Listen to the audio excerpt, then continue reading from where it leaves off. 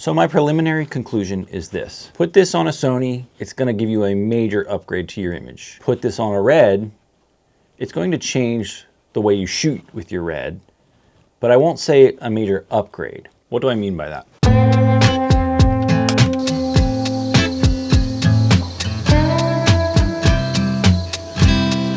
Where this lens really shines is on a more sterile sensor. So of course it's going to look good on the Red, but it's made for sensors that are more clinical, more clean, more sharp to give it that character. A Red sensor already has some really beautiful character, so you can throw a very clinical lens on it and get a beautiful image with some great character. But this lens really comes through when you put it on something like a Sony camera. So I've been using it with the FX30 and the FX3 and absolutely love it. Of course, I've been using it on the Red as well and trying it out, but this thing really performs well on my Sonys.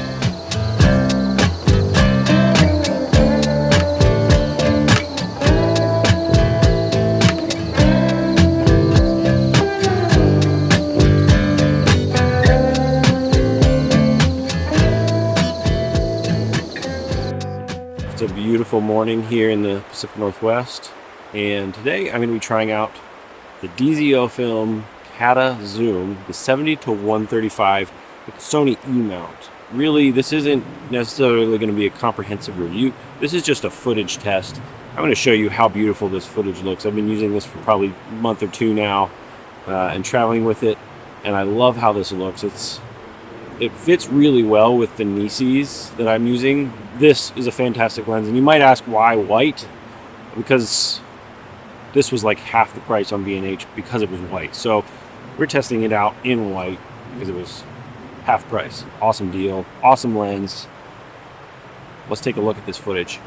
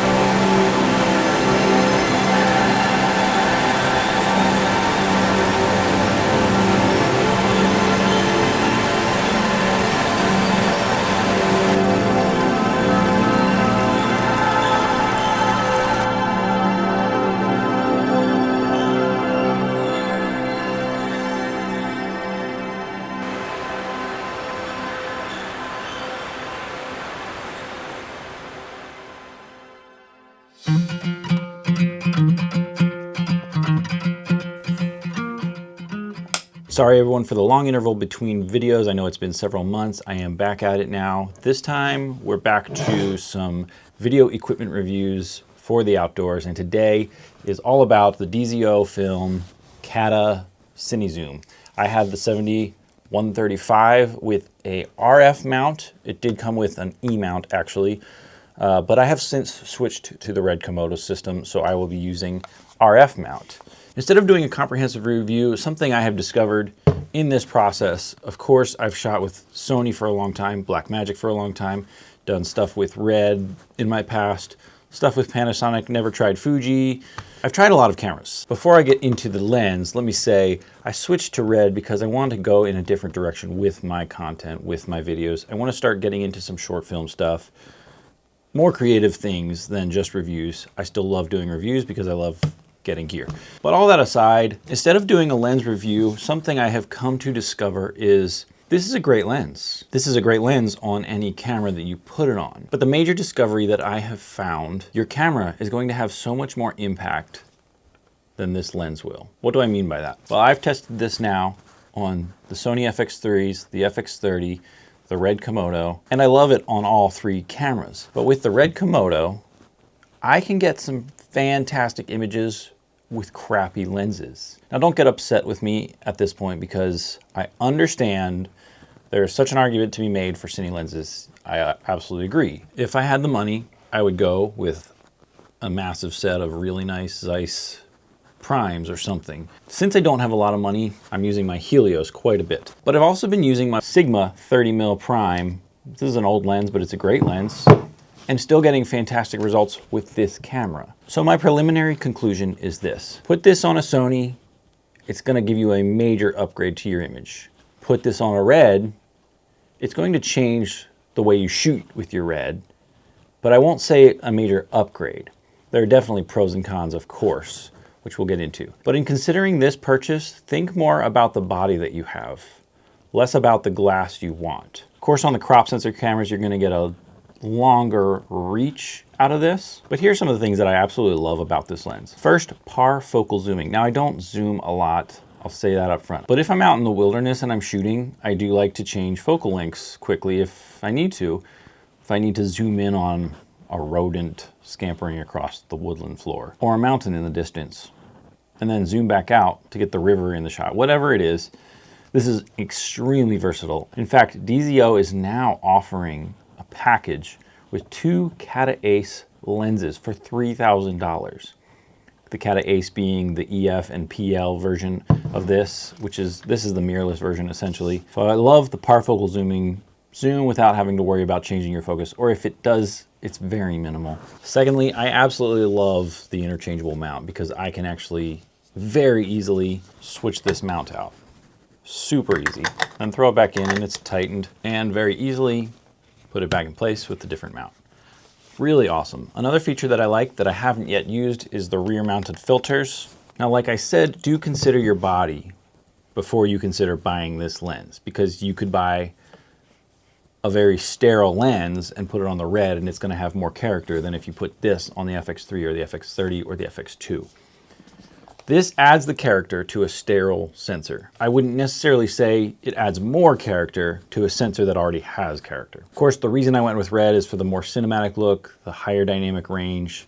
Just the Red image is just stunning. So I love that. I wanted to go with that and create some more cinematic stuff. Of course, I'm still gonna do some reviews with this camera, like e-bikes are gonna be on the lookout for some epic e-bike videos. But this is a fantastic lens.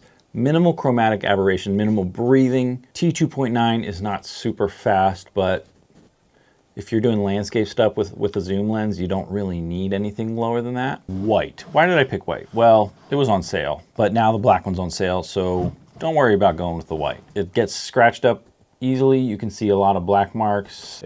I travel with this thing and it gets a beating. So you can see a lot of the, also it's a different finish than the black. But you can see a lot of the marks way easier than the black. But yeah, now the question, do I think it's worth the price tag?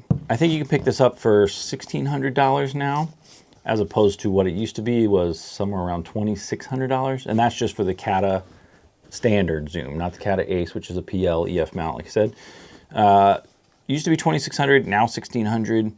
Is it worth it? Absolutely. Even though I said consider your sensor first. That's true. This is going to do well no matter what the camera. This is going to do exceptionally well with something like a Sony. Because the Red has so much character in the sensor already, this is going to be minimal in aiding that. So yes, I think the $1,600 price tag is definitely worth it. A beautiful lens, excellent glass. This company has only been getting better. Of course, they have the Vespid 2s out now, the Cyber Primes, a lot of great products coming from DZOFILM. I really like this. I really enjoy shooting with this, and I hope to be able to do a lot more creative stuff in the future with this on the Komodo. Now with all that, I hope that was some helpful information. Again, this is not an in-depth review. Please use the links below. It'll help me out quite a bit at the moment as the YouTube algorithm has dried up my channel. Thanks for watching. I'll see you next time.